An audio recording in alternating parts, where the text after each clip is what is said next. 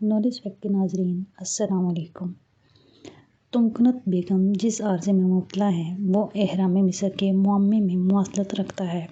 یہ کوئی سال 2 سال کا ذکر نہیں بلکہ ان کی زندگی کا طویل حصہ اس کی نظر ہو چکا ہے۔ کمال حیرت تو اخلاص صاحب کی ہمت، وفا، احساس اور محبت کے جذبے سے جڑی ہے۔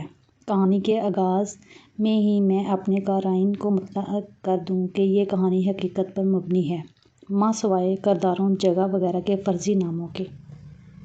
کہانی کی ابتدا لاہور میں سن 1993 سے ہوتی ہے۔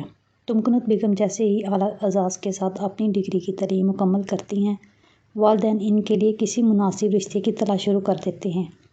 ان کے لیے جو پہلا رشتہ آتا ہے وہ اخلاص صاحب کا ہے، جسے ان کے گھر والے فوراً ہی قبول کر لیتے ہیں، کیونکہ منع کرنے کا کوئی جواز ہی نہیں بنتا۔ لمبا قد، گورا رنگ، خوش اخلاقی، فرما برداری، 5 وقت نمازی ہونا ان کی شخصی خوبیاں ٹھہریں۔ پیشے کے اعتبار سے گورنمنٹ کے اعلیٰ ادارے میں ملازمت اور ہومیو ڈاکٹر بھی۔ والدہ محترمہ بھی نیک اور صوم و صلوات کی پابند، نہایت ہی سادہ اور شفیق طبیعت کی مالک۔ یوں ہاں ہوتے ہی چٹ پٹ منگنی بیاہ پر عمل درآمد ہوتا ہے۔ تمکنت بیگم بھی کسی طور اخلاص صاحب سے کم نہیں۔ گوری رنگت کے ساتھ لمبا قد، صرف پڑھائی میں ہی آگے نہیں بلکہ گھر کے سلیقے اور کھانا پکانے میں بھی ماہر۔ یوں چند ماہ میں ہی عزت اور دعاؤں کی چادر اوڑھے تمکنت بیگم بیاہ کر اخلاص صاحب کے گھرانے کا حصہ بن جاتی ہیں۔ اللہ کے کرم سے شادی کے پہلے ہی سال اخلاص صاحب اور تمکنت بیگم کے ہاں بیٹی کی ولادت ہوتی ہے، جس کا نام شاہ زیب رکھا جاتا ہے۔ گھر میں ہر سو خوشحالی کی مہک ہوتی ہے۔ اخلاص صاحب کی ڈیوٹی خاصی سخت ہوتی ہے، پہلے دفتر اور پھر شام میں اپنی پرائیویٹ کلینک کو وقت دے کر جب وہ گھر پہنچتے تو شاہ زیب سو رہا ہوتا اور تمکنت بیگم ان کا انتظار کر رہی ہوتی۔ تمکنت بیگم کے بنائے مزیدار کھانے کھاتے ہوئے خوش گپیاں بھی ہوتیں، دن بھر کی مصروفیات کی تفصیل کا بیان ہوتا اور کچھ مستقبل کی خوابوں کا ذکر بھی۔ اخلاص صاحب کے کام کی نوعیت کچھ ایسی تھی کہ انہیں اکثر دوسرے شہروں یا بیرون ملک کا سفر بھی کرنا ہوتا۔ اخلاص صاحب کی غیر موجودگی میں تمکنت بیگم نہ صرف گھریلو ذمہ داریاں احسن طریقے سے سر انجام دیتیں بلکہ باہر کے کاموں کا بیڑا بھی خوش اسلوبی سے اٹھاتیں۔ تقریباً 1 سال بعد اللہ تعالیٰ نے ان کو بیٹی کی صورت اپنی رحمت سے نوازتے ہیں۔ بیٹی کو تربیہ کا نام دیتے ہیں۔ رحمت تو گھر میں آتی ہے مگر ساتھ ہی ایک ایسی آزمائش کا آغاز ہوتا ہے جو تاحال جاری ہے۔ تمکنت بیگم ایک ایسی بیماری کا شکار ہو جاتی ہیں جس کو سمجھنے سے ڈاکٹر قاصر ہیں۔ اخلاص صاحب کی ذمہ داریوں میں خاطر خواہ اضافہ ہو جاتا ہے۔ دفتر، کلینک اور پھر گھر آ کر تمکنت بیگم کو کسی ڈاکٹر یا حکیم کے لے جانا ہوتا۔ گھر کی صفائی، بچوں کی دیکھ بھال کے لیے اخلاص صاحب نے خادمہ کا بندوبست کر لیا، مگر تمکنت بیگم کھانا خود ہی پکاتیں کیونکہ اخلاص صاحب کو کسی اور کا کھانا جو نہ بھاتا۔ اخلاص صاحب نے تمکنت بیگم کے علاج میں کوئی کسر اٹھا نہ رکھی۔ شہر کے ہی کیا دور دراز علاقوں کے حکیموں کا یا اللہ والوں کے پاس بھی جانا ہوتا تو اخلاص صاحب اپنی تھکان کو پسِ پش ڈال کر بغیر تیوڑیوں میں شکن ڈالے انہیں لے جاتے۔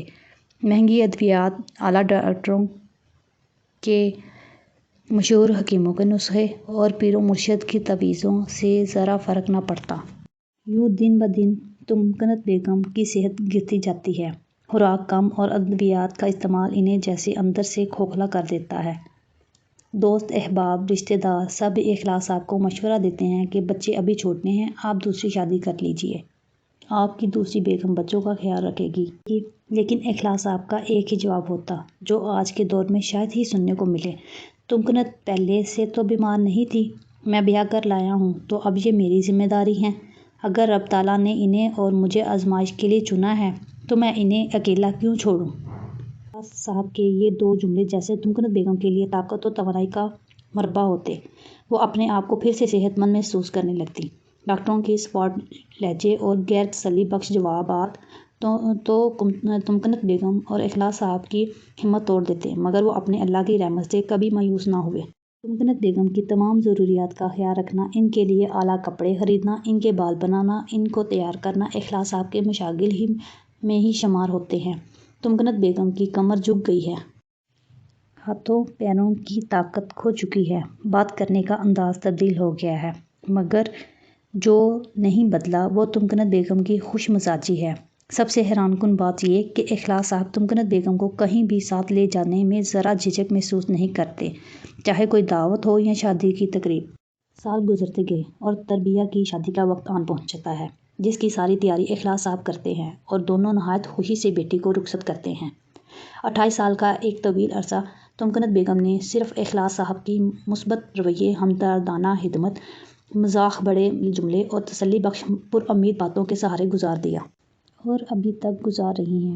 کبھی کبھار وہ اخلاص صاحب کی بے انتہا محبت، پرخلوص رویے اور وفا پر حیران بھی ہوتی، مگر پھر سوچتی ہیں شاید یہ میری کسی نیکی کا اجر ہو۔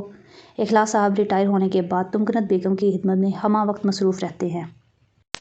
اب تو وہ بہت زبردست کک بھی بن گئے ہیں۔ روزمرہ کھانوں کے علاوہ گھر پر ہونے والی دعوتوں کا اہتمام بھی اکیلے سر انجام دیتے ہیں۔ تمکنت بیگم انہیں گائیڈ کرتی ہیں اور وہ مزیدار کھانے پکا لیتے ہیں۔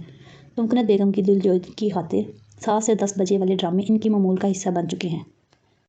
آپ سب سے گزارش کروں گی کہ جب بھی آپ دعا کے لیے ہاتھ اٹھائیں تو تمکنت بیگم کی صحت یابی کے لیے بھی دعا کریں۔ مشہور کہاوت ہے کہ بیوی کی وفا پرکھنی ہو تو شوہر کی تنگ دستی میں پرکھو، اور شوہر کی وفا کا معیار ماپنا ہو تو بیوی کی بیماری میں ماپو۔ میرے خیال میں تو اس کہانی کے اخلاص صاحب وفا کے معیار پر 100% پورا اترے ہیں۔ آپ سب بھی میری اس بات سے یقیناً اتفاق کریں گے۔ کیا آپ نے دور حاضر میں ایسی وفا اور خلوص کی داستان سنی یا پڑھی ہے؟